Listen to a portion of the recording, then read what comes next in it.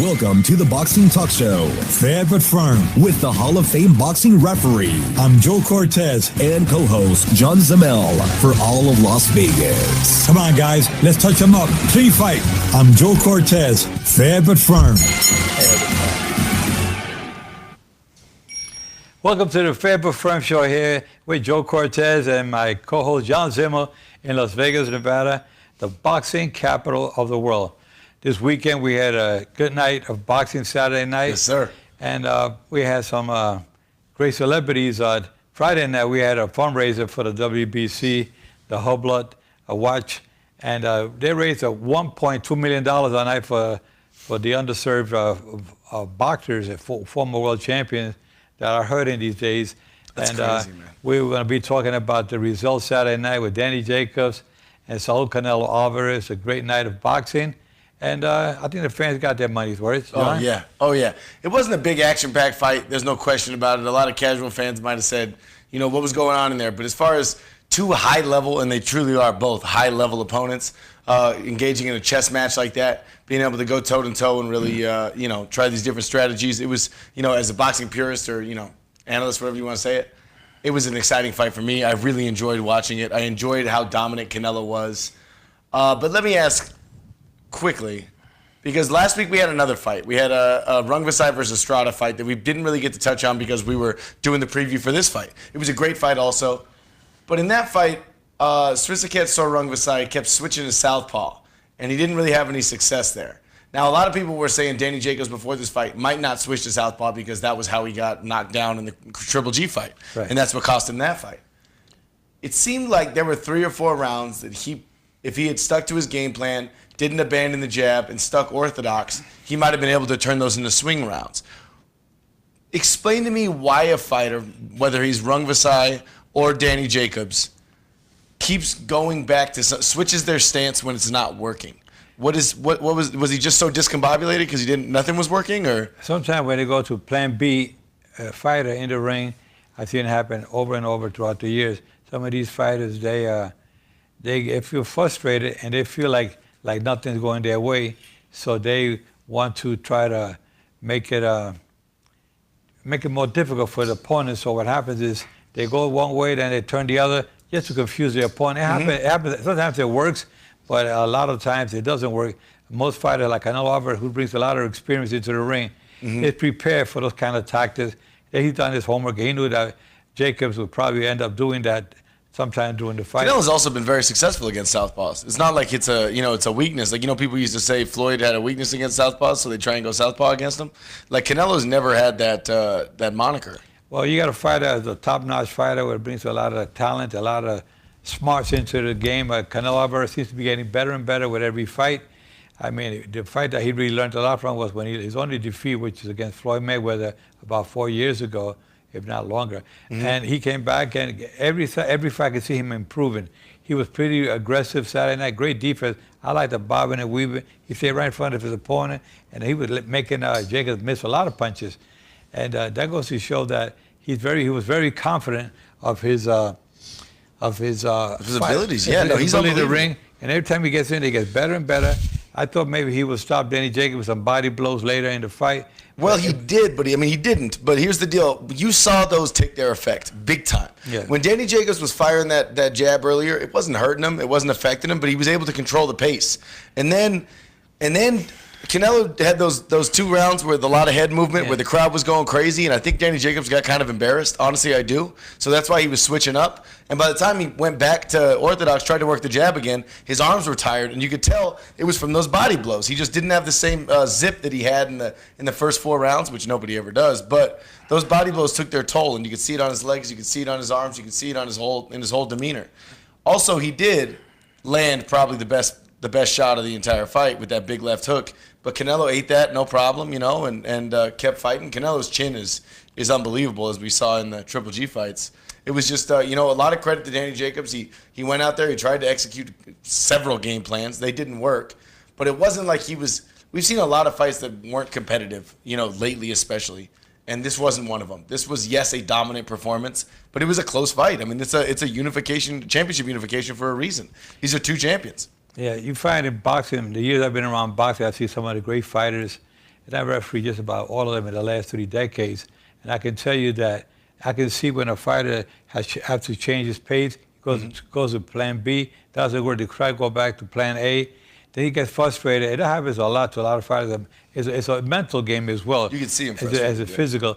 But I mean, any fighter, this type of pace that they were having Saturday night, I mean, you have definitely get tired after the 5th and 6th round. So you can see who was the better conditioning. So conditioning means a lot in the fight. And I think that Canelo Alvarez came in super prepared for this fight, knowing that Jenny Jacobs was going to be a very difficult opponent because of the fight that he had against Triple G a number of years back, which a lot of fans thought that Jacobs won. And by the way, talking about controversy sometimes, Juan Manuel Marquez with ESPN saw Canelo losing the fight. I have a question. He gave it to Jacobs, and that's something that I question myself. I mean, there was some close rounds in there. Yes. But you can't be talking and having headphones on, talking to your colleagues and trying to score the fight at the same time, because you're going to miss 20%, 25% of the punches while you're talking as a commentator. So I think you're looking at the notes and you got the director, the producer talking to you at the headphones. It's kind of hard to focus. When you're scoring the fight, you have to be focused 150%. First of all, I want to say I agree with you 100%. And also, I think it's really hard to score fights. We've said that a lot of times. It's not easy. There's a reason why the 3 judges usually have different scores. It's not a universal scoring system. It's tough. But I have a question about the Juan Manuel Marquez thing, because him and Canelo have had issues in the past. They've said things back and forth to each other. Canelo says he's jealous of his success. Marquez says other things back and forth. And there was a thing last year where Deontay Wilder came out because Mike Tyson was talking a lot of trash, I think, and Lennox Lewis were saying that, how they'd beat him in this day and age, and whether or not you agree or disagree, and you probably agree. But Deontay Wilder posed a question of why do former champions, especially their former countrymen, work so hard to denigrate the achievements of the current generation as if to make themselves look better, I guess. But why isn't Juan Manuel Marquez and, why isn't he doing more to uplift Canelo because, it's his countryman? Or why isn't Mike Tyson, backing Deontay Wilder? Why do former champions feel the need to make the current generation or the future generation look worse to make themselves look better? I don't know. I guess that's something that they got to work on. Me as a referee, I can tell you right now, I'm always bragging about the referees today. Forget about what I did in the past, and with my success in the ring. But I can tell you that one thing is I see Kenny Bayless, Russell Mora, Benji Esteves, Tony Weeks, and Robert Byrd, Jay Nady, Ricky Gonzalez. I mean, so many. Mark Nelson. Mike Ortega. I can name so many good referees, and I continue to do so because I give them credit when it's due. I think, forget about whether they're better referees than I was or I was better than them. That don't mean nothing to me. The thing is, you got to be true to yourself and really be as honest as you can and be caring and loving and giving to your colleagues, whether it's the referees or judges, no matter what they say about you. They can knock me. They can say whatever they want, In this business, you got to have thick skin. You got to be able to accept it. And in boxing, you're going to find out all the time. So it's just a matter of thank God for your accomplishments and put that behind you, and let's go forward. Let's talk about the young talent that's coming up and help build them up. I think Canelo Alvarez and Juan Manuel Marquez. I saw Juan Manuel Marquez Friday night. What a gentleman he was. Absolutely. He came up to me. We embraced. Same thing with so many other great fighters out there. I respect everybody. I respect them for their abilities. Whether they hate me or love me, I don't care. I love them all. And I will continue to talk about how the referees are doing today. I think they're doing a great job. That's why when I stepped down in 2012, it was because I was ready after 35 years. I was ready to step down, and those referees I just mentioned, Kenny Bayless, 20 Weeks, Russell Mora, Benji Esteves, Mark Nelson, Mike Ortega, yesterday a few, Ricky Gonzalez. I stepped down because I saw I was leaving boxing in good hands. It was like a cushion for me stepping down because of those great referees that we have out there today. I will continue to support them all the time. Now, sometimes I make some mistake, and I got to say what I have to say about them, but not that I'm criticizing a referee, but I have to, if they make mistakes, we try to work from it and make them better. And now the other thing I want to talk about, we talked about the scoring and the judges and whatnot. I had done a study, and somebody online the other day was talking about the positioning of the judges, how they should be raised up higher and whatnot. Well, you know what? I did the study. If you look at Ring Magazine, about 4 or 5 years ago, they gave me 4-page a study I did with the judge. I had my gym. I put the judges up on high chair ladders, 3 of them on top and 3 at the bottom. I said, change the positioning of the judges, the ropes, the referee, the lights, all that interferes with the definitely with the judges scoring the fight. And the ones at the top miss only 1 to 2 punches per round, whereas at the bottom, the judges were basically anywhere from 9 to 19 punches per round per judge. So I spoke with Mauricio Suleiman in Mexico a year and a half ago. He told me we're going to start doing the studies in Mexico. And again, Saturday night, we spoke about it at ringside.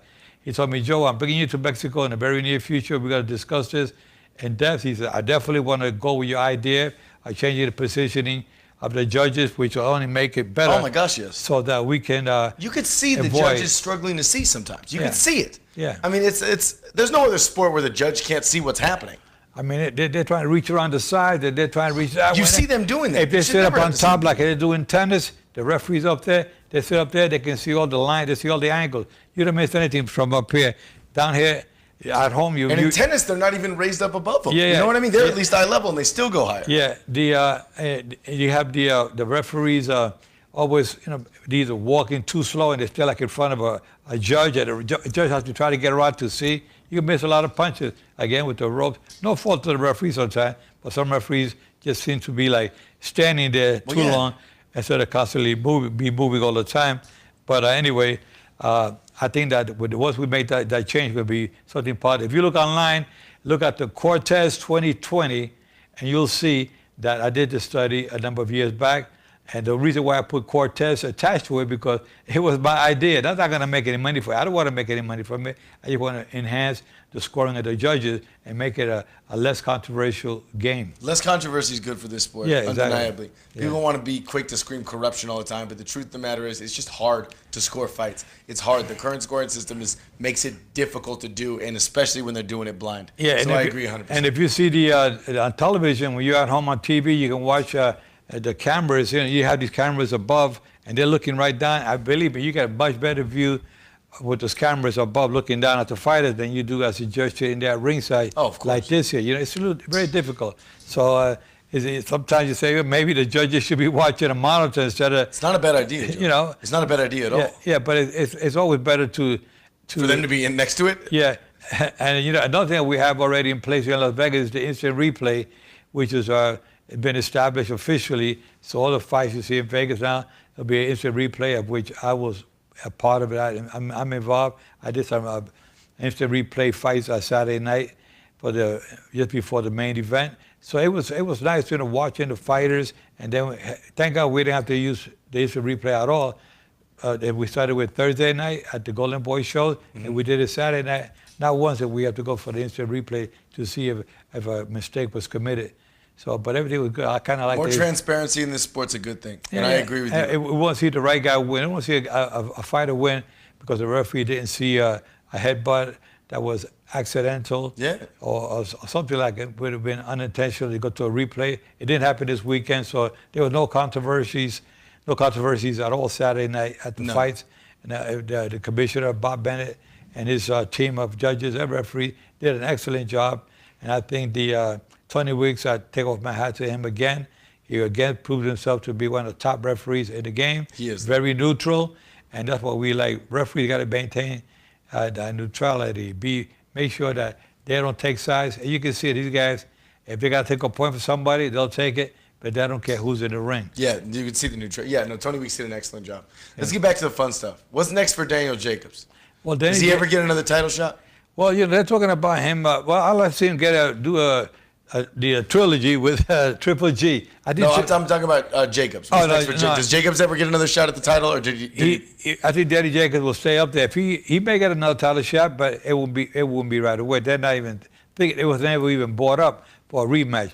But, nor should there be. Yeah, nor should be. I mean, Danny Jacobs had some difficulties making weight. I mean, he had to pay $250,000 for every pound that he was over. And how many pounds? And he was over 4 pounds. So, do the math in your head. That's $1 million. $1 billion. That's a lot of money for 4 pounds. I mean, it's just. You think it helped him? Honestly, you think the 4 pounds helped him? The 4 pounds didn't help him at all. On the contrary, but you know what it is? These guys, they are growing their bodies, and they try to make the weight and they feel weak, and so they got to eat a little bit more. Rehydrate a little more. And so, but that cost him a lot. And on top of that, he put on another like extra 10 pounds more from one day to the next. So he came in there like a light heavyweight Saturday night. Yeah, he did. And Canelo Alvarez was like perhaps maybe like 169. He was 169, yeah. Yeah, so, but it goes to show that this sport is very difficult. The training, the discipline that goes with it is something very hard, but especially when you're young and you started to grow, you get a couple of years on you, you start putting up a couple of pounds on. Absolutely. And it makes it slow. It can be a little sluggish, a little sluggish in the ring. But I saw they both had great conditioning. They both went down the full 12 rounds. Oh, yeah. They were punching, but the fans thought it was too much of a chess match. And they were a little too slow trying to figure each other out. There wasn't a lot of action. There really wasn't. No, there wasn't a lot of big exchanges or combinations of big shots. There wasn't. Now, if you guys want to see a real action-packed fight, go on YouTube and watch Ron Lyle versus George Foreman. That fight went 5 rounds. Watch that fight. It is the most unbelievable slug out. It was a slugging match. 5 rounds. They both had each other down. It was just unbelievable fight. Yeah, this definitely wasn't that. George Foreman and Ron Lyle. Watch it on YouTube. You'll be so impressed. Matter of fact, I was with George Foreman Friday night. It was an amazing evening. Being at the Hublop Watch Foundation for the WBC, where, like I said before, they raised $1.2 billion. But you had Roberto Duran, Sugar Ray Leonard, Julio Cesar Chavez, Oscar De La Hoya, Jeff Fennick, Tommy Hearns, Evander Holyfield, Bernard Hopkins. Who's who? I mean, they were all there Friday night, and it was so nice. I was looking at all these fighters up on the stage when they were doing the presentation. They had about 14 ex-world champions up there. As I was counting, I counted 11 of the champions that I refereed. That's amazing. So sometimes I got to pinch myself. I say, oh, my God, I refereed so many of these great fighters. And it was such an honor seeing them Friday night hanging out before the event. And then they were all at the fight Saturday night. Mike Tyson is another gentleman that I refereed 9 times. And most of his fights was when he was coming up the ranks, including his last fight, and of course one with Larry Holmes that I refereed. But watching Roberto Duran and Chavez and Oscar De La Hoya, Tommy Hearns, and all the guys, they were just a great out of boxing. Nice blast from the past. Yeah, Sure. absolutely. A lot of champions. Yeah. Let's talk Canelo next, because we've heard a few names come across the bow, and I want to ask which one you'd like to see the most. Well, We hear Triple G for the end time, the trilogy. Yeah. We've heard, and remember, I saw Triple G beat both those guys that we saw Saturday. Triple G is not, you know what I mean? Triple G could still very well, on his best night, beat anybody at middleweight. Yeah. Problem is, does he still have his best night in him? He's 37? He's old. You know, he was there at ringside. He had his shades on, he did have and his I was shades surprised that he was hiding himself behind his shades. I don't know if he had a black eye or he just didn't want people to look at him. Oh no, man. He was there. He was there for a reason, and I think the reason is that he was trying to tell his promoter, "Hey, get me on back with Canelo if he wins," and the fight can very easily happen. That fight could very easily happen. They're both on DAZN, so it's easy. That's an easy one. Another one talking about is him moving back up to 168 to unify the WBA titles with Callum Smith, who's the super middleweight champion. And then they're talking about going up even higher to 175 to fight Sergey Kovalev.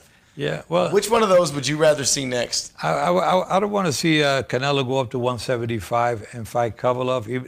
I'm not going to say he can't handle it. He can surely handle himself with Kovalev. Kovalev has seen his better days. Yes. As you saw when he fought Andrew Ward. He would not be able to beat prime Kovalev. Yeah. But I mean, Kovalev is a good fighter.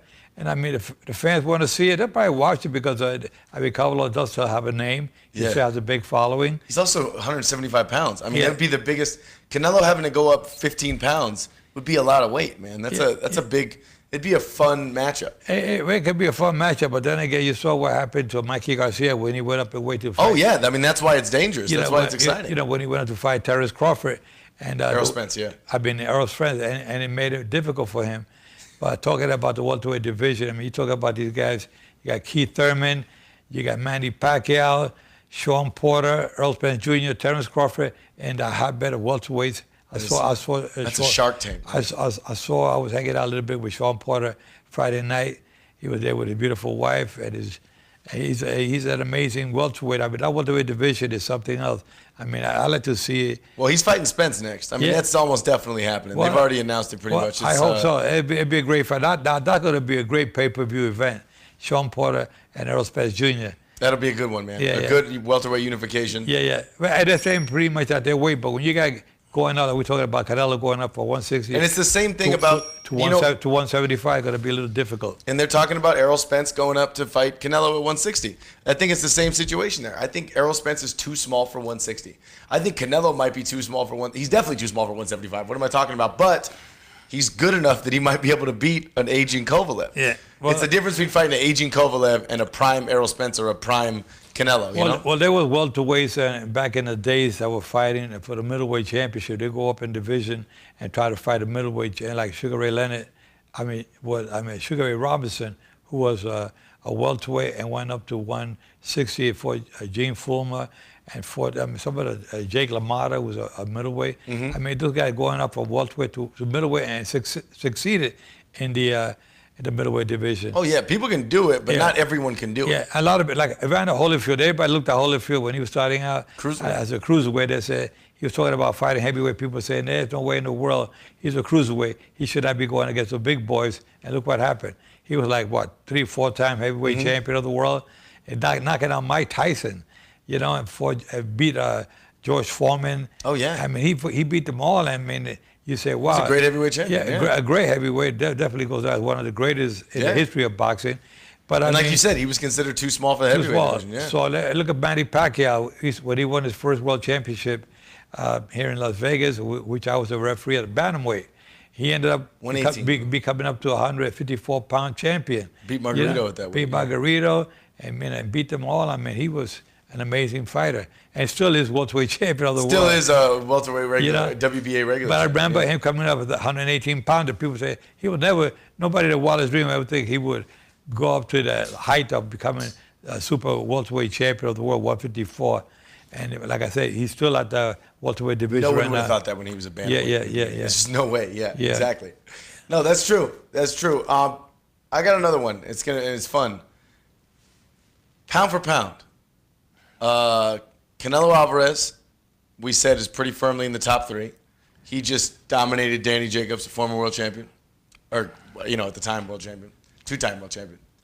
You have Terrence Crawford, who just beat Amir Khan, and then you have Vasily Lomachenko, who beat Anthony $1 Million Crawler.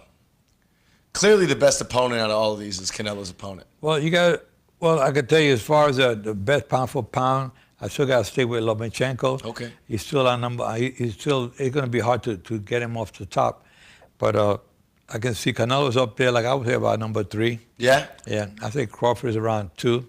I think Canelo has the best resume. I think he's got the best resume of anyone that isn't Pacquiao. Yeah. But Lomachenko. When you watch Lomachenko and Crawford fight, it is a masterful performance. But they're not fighting other world champions. I mean, they are, but not Danny Jacobs level, not Triple G's level. Yeah. So I'd like to see better competition out of those two, or I'm going to have to start making some changes to my list too, because honestly, Canelo looked really good against high-level competition this weekend, and he did in his last, not against Rocket Fielding, but he looked really good against Triple G in the second one too. It's a conversation that I'm having with myself now, where it's genuinely a tougher call than it used to be. You viewers out there, I know you guys have your list of your top 10. If you want, you put them online there. Any questions you want to put it out there before we're going to be going off the air in about another 6-7 minutes. So just any suggestions of your top 10 or the top 3. Let's make it simple. The top 3 that you may have. That is nice. Lomachenko, Crawford, Canelo. It could be any Earl Spence Jr. It could be any one of those fighters on the top 10, especially the top 3. But top 3 is a fun one. But it's a lot of fun if we don't get you online right now.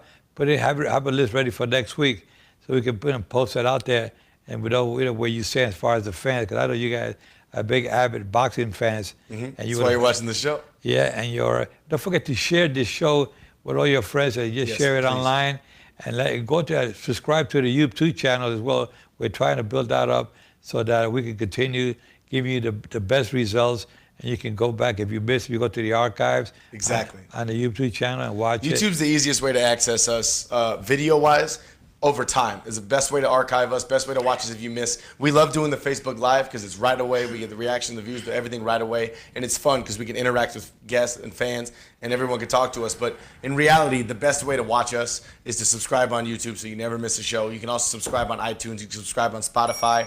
You can subscribe just about anywhere where they have podcasts. But we are trying to enhance our YouTube platform because it is in our best interest and the fans and listeners' best interest to do so, because we don't like how a day later on Facebook, it's hard to find us. So that's why we make sure you subscribe to that. Yeah, we will make sure that you fans getting the best from the FAIRBUTFIRM show here on Mondays. And on Tuesday, I have the Joe Cortez show, which is also on Facebook.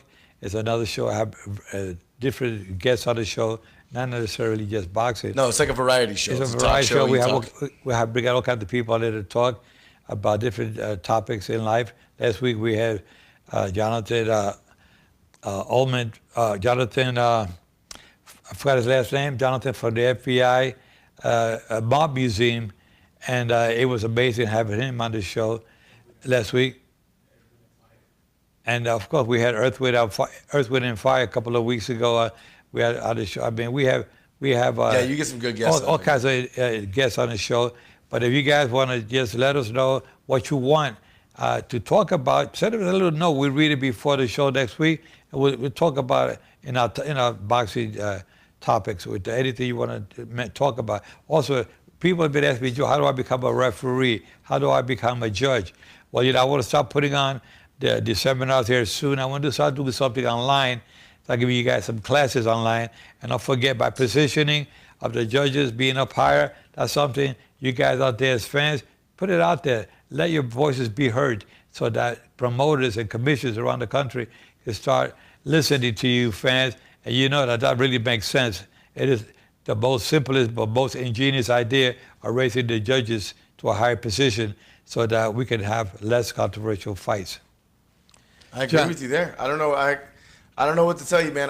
When I watched Canelo this weekend, he really, really, really impressed me. Really impressed me. Now, I talk about, when you see Floyd Mayweather or certain other guys, I had a conversation with a guy discussing Muhammad Ali versus Mike Tyson one time. And I said the difference between them, in my opinion, is when I see Muhammad Ali, I always felt like no matter what was being thrown at him, he'd figure it out, he'd get it done. Mike Tyson, I didn't feel that way. I felt like if he wasn't dominating, he wasn't going to crawl out of deep water. I felt that way about Canelo today.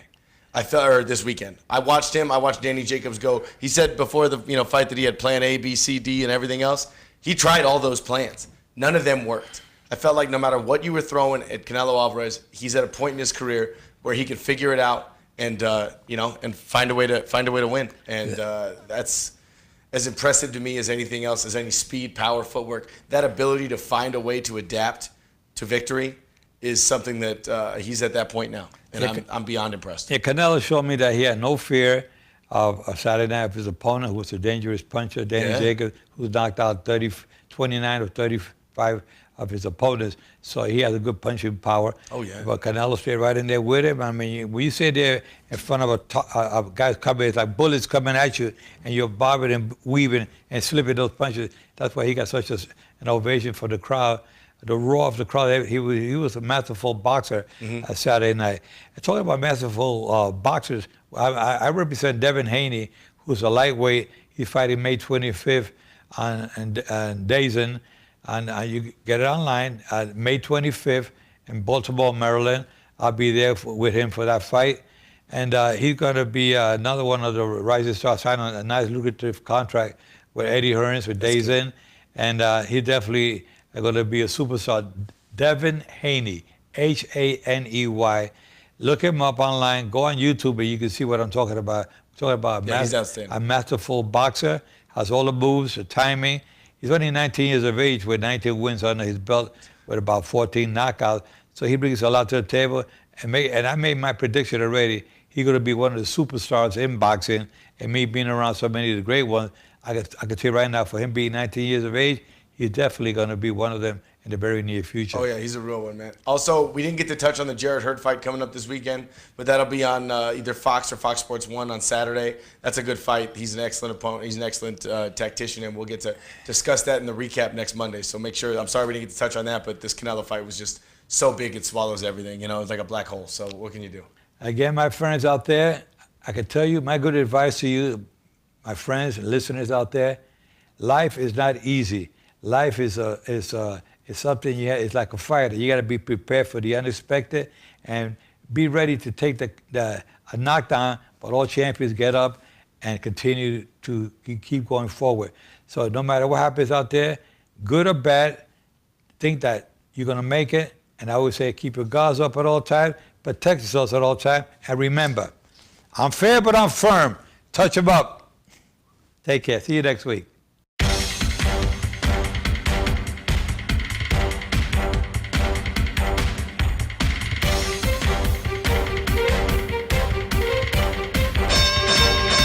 Fair but firm. With the Hall of Fame boxing referee I'm Joe Cortez. for all of Las Vegas. Come on, guys. Let's touch them up. Clean fight.